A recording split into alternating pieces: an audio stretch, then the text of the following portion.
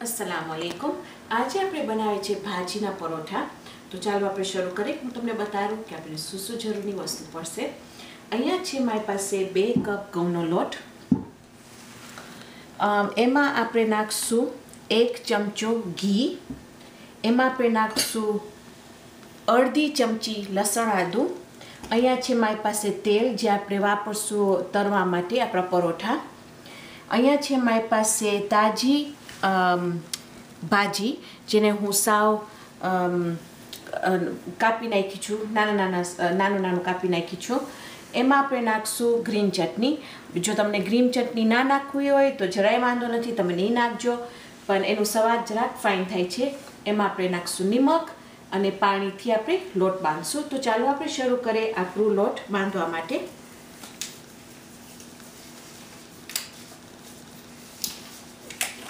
Okay, તો 2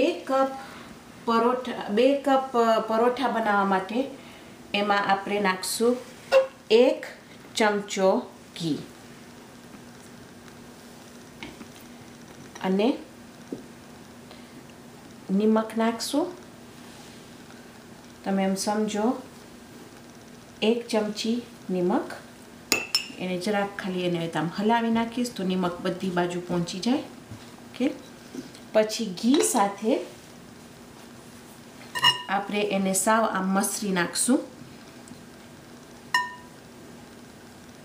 કે બધી બાજુ તમને ખપાઈ જશે, આમ દાણા દાણા રાખશે બધી બાજુ। ને આ કરવાથી પરોઠા બહુ જ ફાઇન, નરમ ને બટરી થાય છે, માખણવાળા થાય છે, આમ બહુ મજા આવે છે ખાવાનું।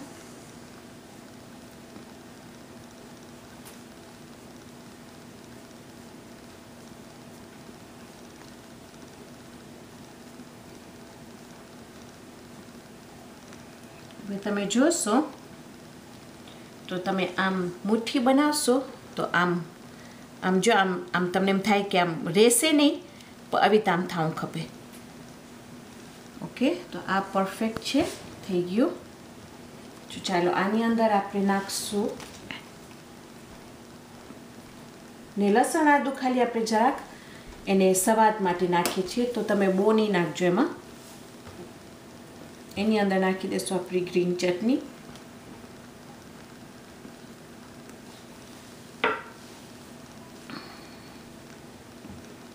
ને પછી આપણે નાખશું એની અંદર આપણી ભાજી।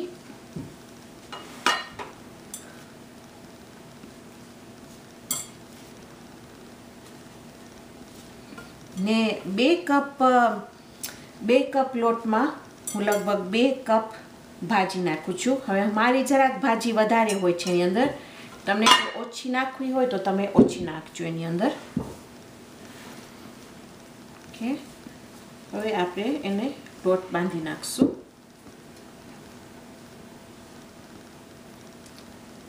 ને બધું પાણી પહેલાં નહીં નાખજો, પહેલાં થોડું થોડું આપણે નાખશું કે શું।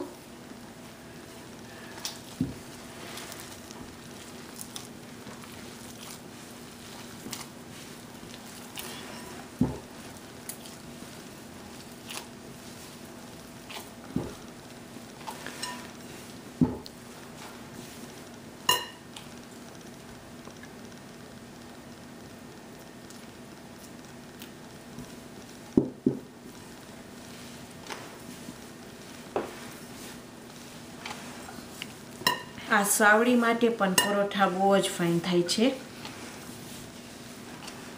આમાં તાકાત છે, લોહી માટે બહુ સારું છે, અને પ્રેગ્નન્સીમાં જે ફોલિક એસિડની જરૂર પડે છે ભાજીમાંથી એમાં બહુ છે, તો એટલે માયુ માટે જે કોઈ પ્રેગ્નન્ટ હોય એના માટે તો આ બહુ જ સારું છે। ને જેને લોહી પણ શરીરમાં કમી હોય લોહીની, તો એના માટે પણ ભાજી બહુ જ સારી છે।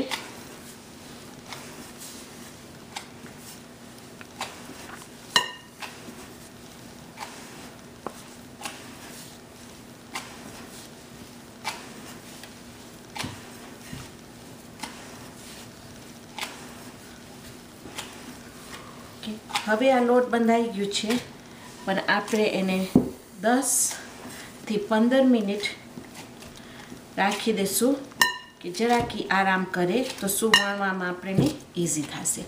તો આવીને ઇન્શાલ્લાહ 15 મિનિટ પછી આવીને હું તમને બતાવીશ કે આપણે કેવી રીતે આ વણશું આપણા પરોઠા. તો ચાલો લગભગ 20 મિનિટ થઈ ગઈ છે. હું થોડાક આમાંથી અડધા હું બનાવી નાખી કારણ કે મને તમને બતાવું છે ટીવીમાં જરાક ફાસ્ટ કરવું ખપે છે. તો બસ આપણે જરાક હવે તમે જો આપણે કેવી રીતે આમાં વણશું. ખાલી થોડુંક લોટ નાખજો. લોટ જરાક પોચો થઈ ગયો હશે કારણ કે આપણે એને આરામ દીધા. Okay,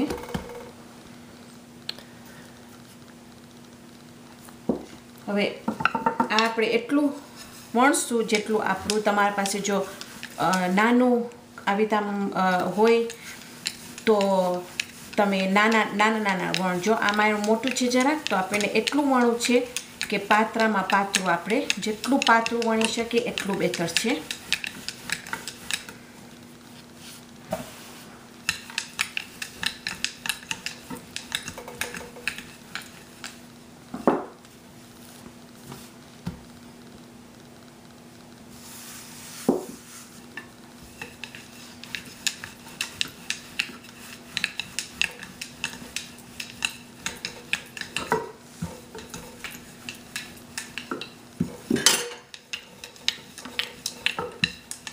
Okay.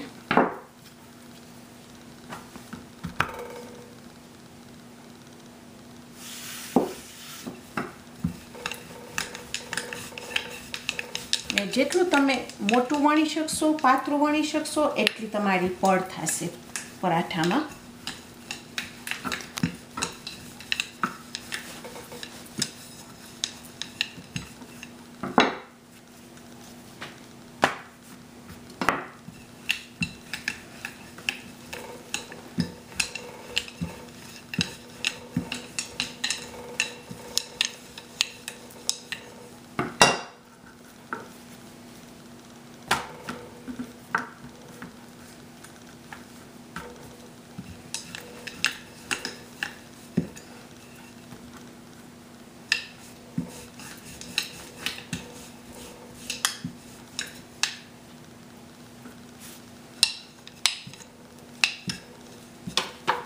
હજી વણાશે.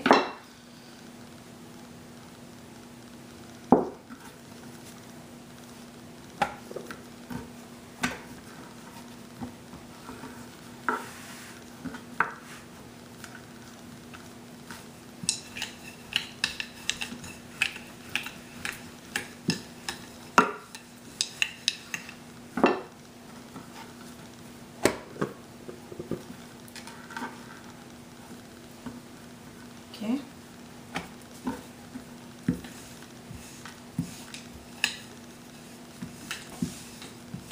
તો તમે જોયા આપણે કેટલું મોટું વણી નાખાય ને. ઓકે, આની ઉપર આપણે નાખશું તેલ. હવે જો તમે સ્વાવડી બાયડી માટે કરતા હો તો તમે ઘી વાપરજો. ને તરવામાં પણ ઘી વાપરજો. ઘી બહુ તાકતી છે ને સ્વાવડી માટે કાં તો આ બચ્ચો આવી જાય પછી એના માટે પણ બહુ જ સારું છે.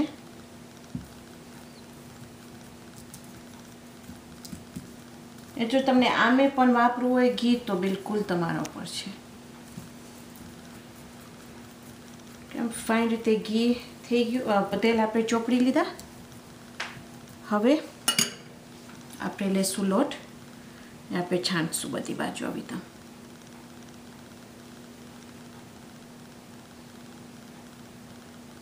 અને લોટ છાંટવા માટે આપણે એટલે છાંટીએ છીએ કે શું એમાં ફાઇન પડ થાય.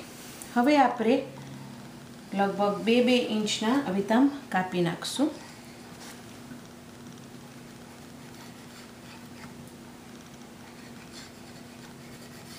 હવે જો તમને સાવ નાની નાની રોટલી કરવી હોય તો પછી તમે આનાથી અડધું પેલું કરવું ખપશે, કાપવું ખપશે. હવે ઉપરથી લઈને હવે અભિતામ એને વાળશું.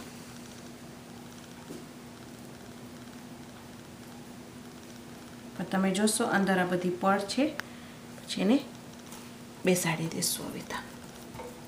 પછી આપણે એક બાજુ રાખશું. ત્યાર સુધી આપણે છેલ્લે બાકી સુધી કરશું તો એટલું એ આરામ કરશે.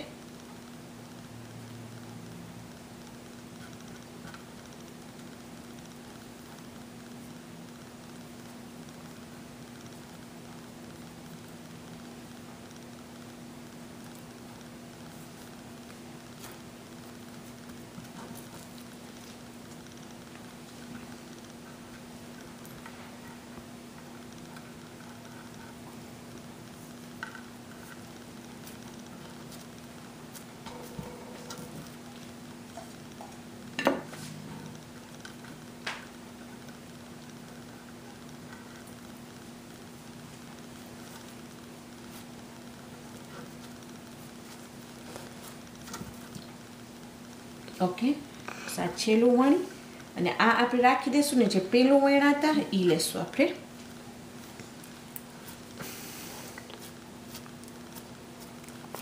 અવિતા ઓકે, અહીંયા રાખતી હતી તો આ પેલું વણ્યા હતા આપણે. ઓકે, આપણે જરાકીને લોટમાં બોળશું. તવી અહીંયા ગરમ થઈ છે, ફાઇન ગરમ હોવું જોઈએ.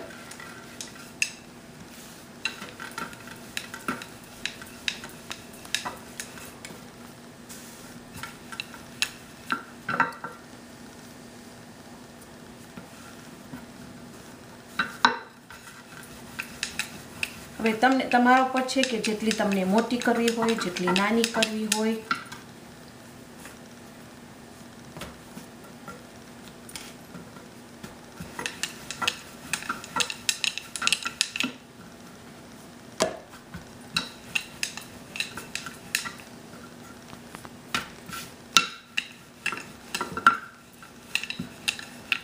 ઓકે, હવે તમે હાથ રાખશો તમારું તવી ઉપર તો તમને ગરમ લાગશે. આમ ત્યાં એટલું સુધી થઈ ગયું હોય તો તમે ને ગરમ છે. ઓકે,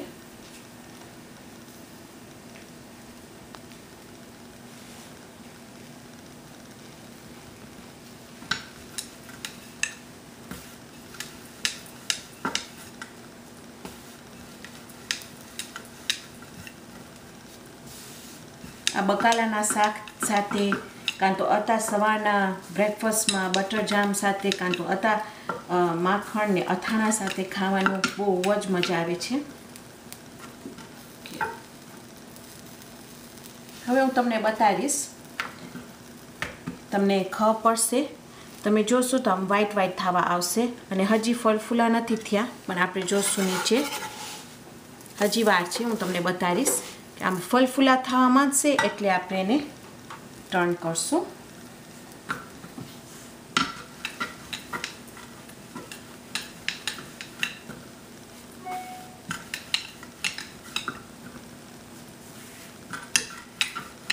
આ ફાઇન રીતે ફ્રીઝ પણ થાય છે. તો જો કોઈ એવું હોય કે જેમ અત્યારે પ્રેગ્નન્ટ બાયડી હોય ને એને હેલ્પ ના હોય તો બનાવીને અત્યારે ફ્રીઝરમાં રાખી દઈ શકે છે. પછી જ્યારે ટાઈમ આવે ત્યારે કાઢીને ખાઈ શકે છે. એવી ને એવી જ રોટલી રહે છે, પરાઠા રહે છે એવા ને એવા.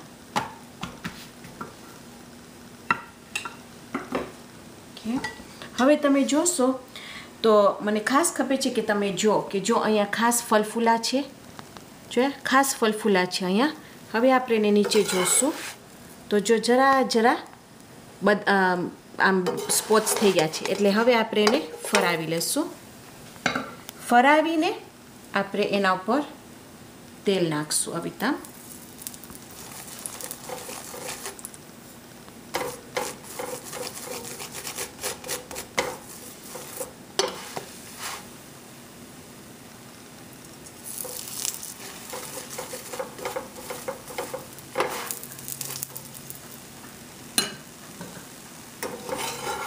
અવારનવાર તમે નીચે જરાક ચેક કરતા રહેજો. આમાં જરાક થઈ ગયું છે પણ તોય હું તમને બતાવીશ કે જરાક હજી થાવું ખપશે, જરાક વધારે રંધાવું ખપશે હજી. કે હવે આપણે એને ફરાવશું તો તમે જોશો તો જો જરા થઈ ગયું છે. અને પાછું આના ઉપર પણ આપણે તેલ નાખી ને ચોપડી નાખશું બધી બાજુ.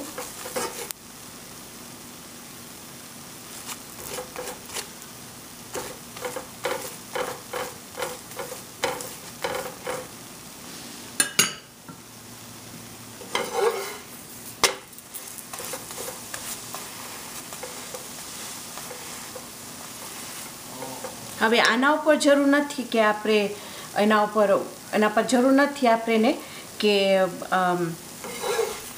તેલ નાખવાની ઓલી સાઈડમાં, કારણ કે આપણે બે સાઈડમાં નાખી દીધા છે. પણ જો તમને નાખવું હોય તો બિલકુલ તમારા ઉપર છે. પણ ઓકે, તો આ થઈ ગઈ. હવે આજે આપણે હજી એને કરશું. ચાલો અહીંયા નાખી એના ઉપર. પછી આપણે હું તમને બતાવીશ કે જ્યારે પાછી ચાક ફૂલવા માંડશે ત્યાર સુધી.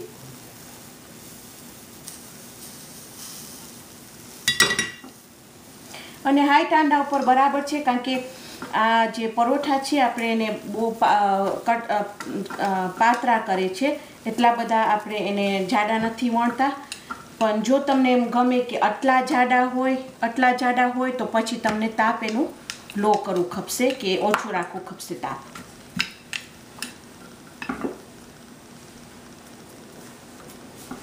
ને આ મેથડ હું કેમ કરું છું કે મને એમ થાય કે શું આપણે એક વખતમાં એમાં બધામાં તેલ હાલ્યું જાય ને લોટ આપણે છાંટી નાખીએ તો શું એટલો આપણું ટાઈમ ઓછું લાગે બનાવવા માટે. તો આ હું પણ જે પણ પરોઠા કરું તો આવી રીતના જ એનું કરું છું. હવે હું તમને બતાવું. જો આ અલ્હમ્દુલિલ્લાહ જાક વધારે ફૂલી, તો જોશું તમે અહીંયા જા ફૂલી ગઈ છે તો હવે નીચે ફાઇન રીતે પાકી ગઈ હશે. જોયા કે એના ઉપર પાછું આપણે તેલ નાખી.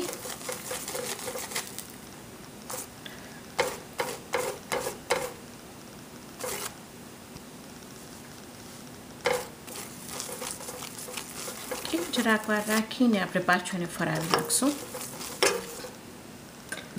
ને ઇન્શાલ્લાહ હું એક બીજી મેથડ પણ વાપરું છું જેમાં પડ બહુ જ ફાઇન થાય છે પરોઠાની. ઇન્શાલ્લાહ આવતી વખતે હું તમને એ બતાવીશ.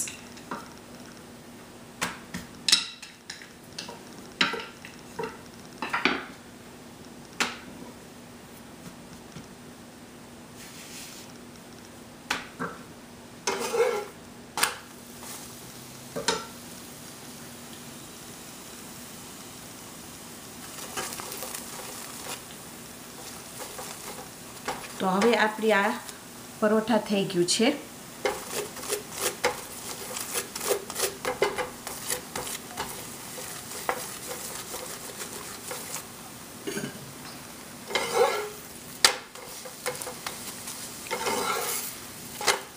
અને જો તમે એને બહુ શેકશો તો પછી કઠણ થઈ જશે.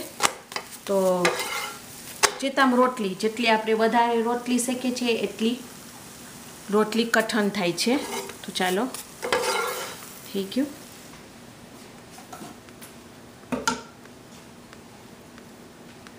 તો આ રહ્યું અહીંયા છે પરોઠા જે આપણા થઈ ગયા છે બધાય.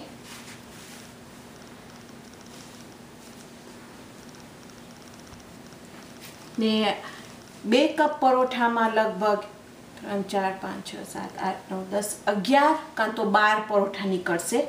તો ડિપેન્ડિંગ કેટલું કે તમે કેટલી નાની કરો છો કે કેટલી મોટી કરો છો. તો હવે હું તમને ગરમ પરોઠા ટ્રાય કરીને કહીશ કે કેવું લાગે છે.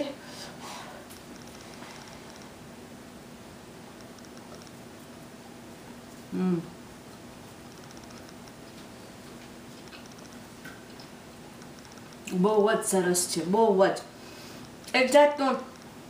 તમને એમ થાય કે એટલું જ સરસ છે ને એટલું જ આપણા માટે સારું છે. તો ઇન્શાલ્લાહ તમે આ રેસીપી ટ્રાય કરી. ઇન્શાલ્લાહ તમને એટલી જ ભાવશે જેટલી અમારા ઘરમાં બધાને ભાવે છે. તો આવતી વખત ઇન્શાલ્લાહ આપણે બીજી જબરદસ્ત ડિશ બનાવશું. ત્યાર સુધી ખુદા હાફિઝ.